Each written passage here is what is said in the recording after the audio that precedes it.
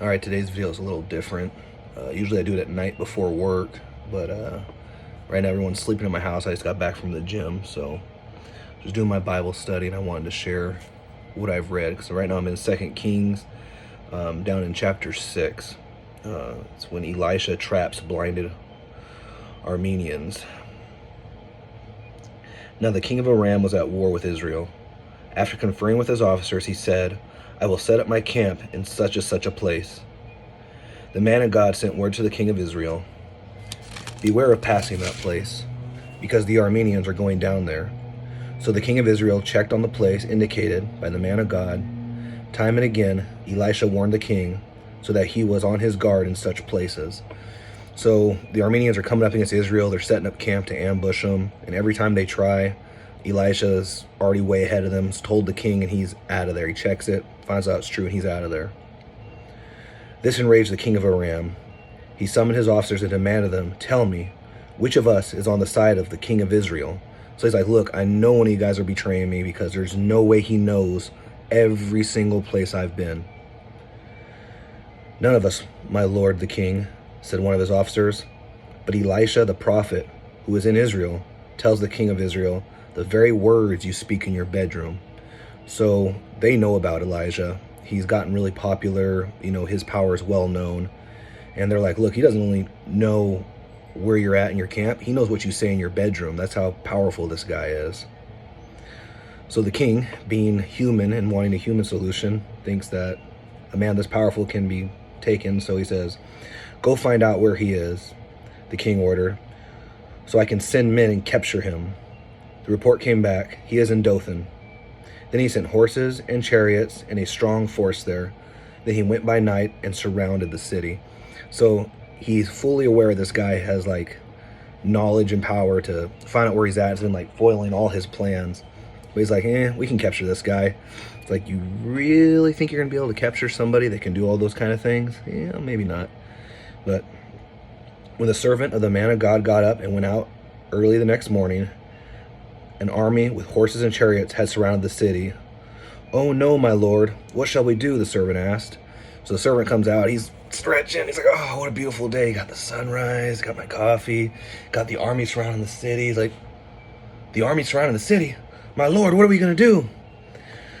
So Elijah answered, "Don't be afraid," the prophet answered. "Those who are with us are more than those who are with them." And Elisha prayed, "Open his eyes, Lord, so that he may see."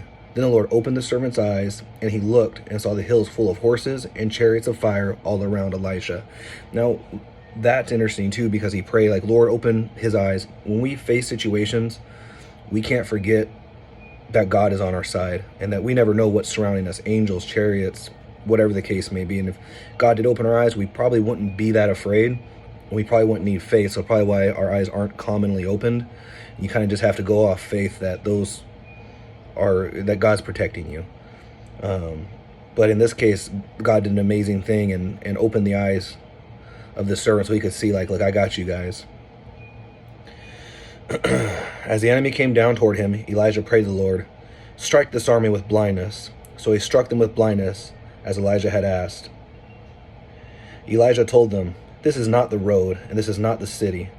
Follow me, and I will lead you to the man you are looking for." And he led them to Samaria. And I think that instead of a blindness, it's more of a fog. They're a little bit confused.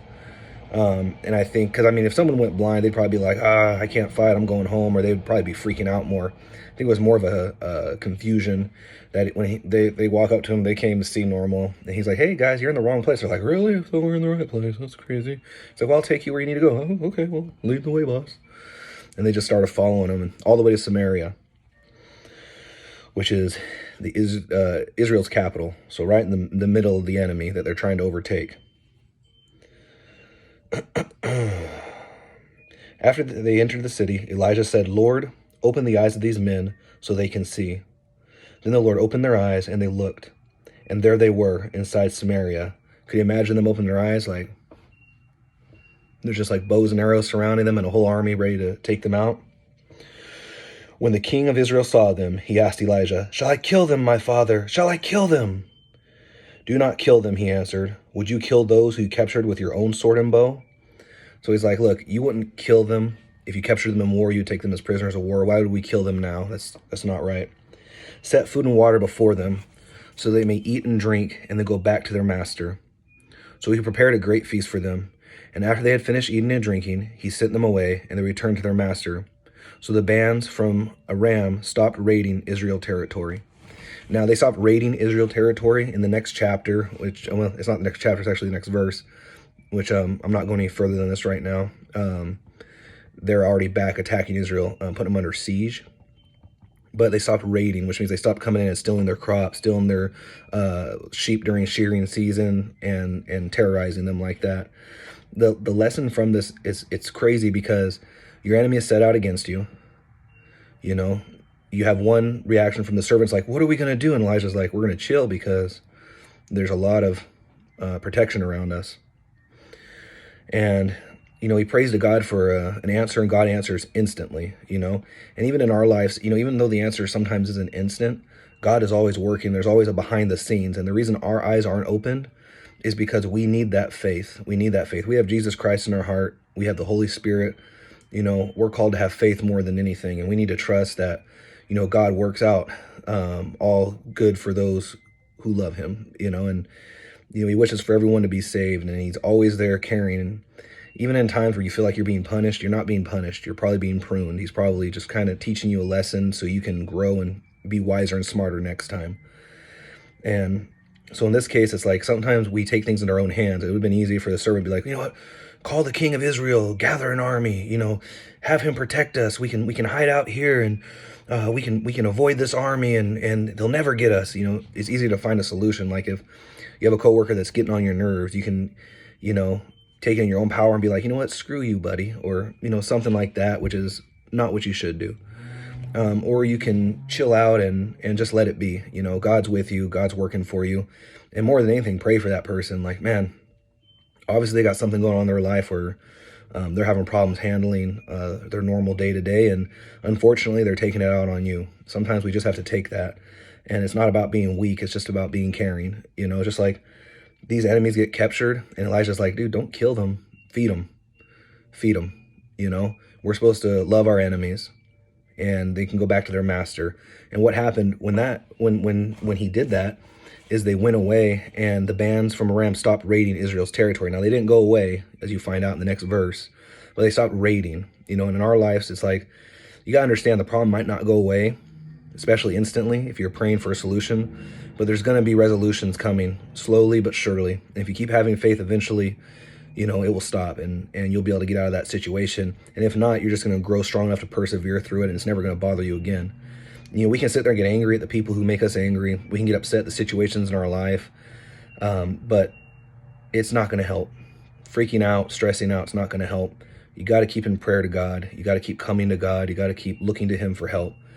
You know, when you rely on God, the thing is like you have like this inner peace that's like, you know, it's like the world's burning around you, but for some reason I'm just happy. I'm happy because this world isn't my home. This world isn't the end road, and there's nothing in this world that can take me. It can take my physical body, but I already have an eternal salvation place saved in heaven next to all my brothers and sisters in Christ, and we're all going to worship God together. And no matter what takes me on this earth, no matter what suffering you might endure, at the end of it, there's a very beautiful eternity there for you. So we have to remember that. Fix our eyes on Jesus. You know, fix your eyes. One thing that's kind of off topic, on topic when this, and I'm kind of going off on a little bit of a tangent, so please forgive me. When it came to Israel, when they had like the tent of meeting, you know, the priests had to go in there. They had special robes. They had a altar. They had all these requirements that it was a very intricate process. But one thing that the priest didn't have was a couch, a chair. He never sat down as long as he was doing these sacrifices, because these sacrifices were never over. The animal sacrifices were never a way to cover up sin permanently. It was a picture of what was needed to atone for sin, which was a blood sacrifice. And when Jesus died and ascended to heaven, he is sitting at the right hand of his Father. He's not standing. He's not actively working. He's sitting. His work is finished. He doesn't have to keep sacrificing himself. It was enough. And, you know, God's forgiving you of your sins. If you're going through a hard time or a time in your life that's really rough, it's not because you're being punished for your sin. God doesn't punish your sin.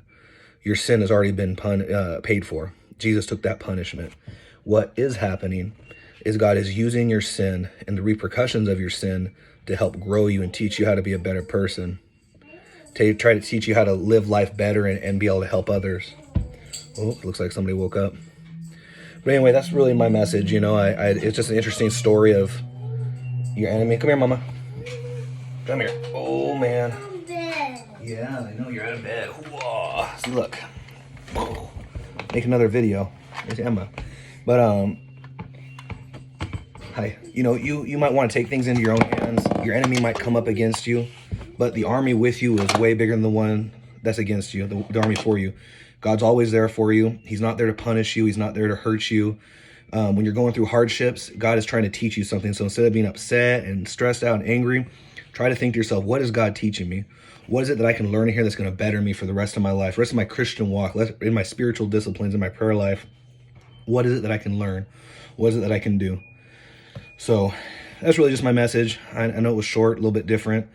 I hope everyone's having a great morning, and bless you, and thank you for watching the video.